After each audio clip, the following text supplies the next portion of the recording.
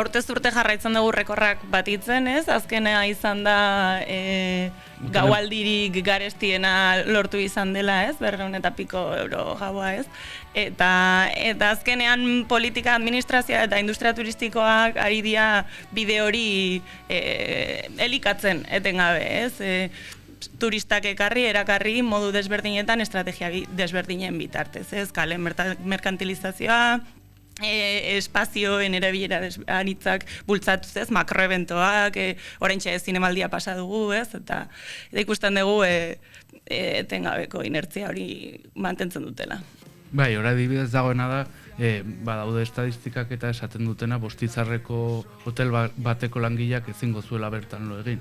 Osa, hor ikusi dezakegu ere noraino eramaten duen prekarietatea, gero esaten digute hori Donosti dela hotel gaualdi garestiena, hoteletan eta pisu turistikoetan ere bere garaian iritik arirak egindako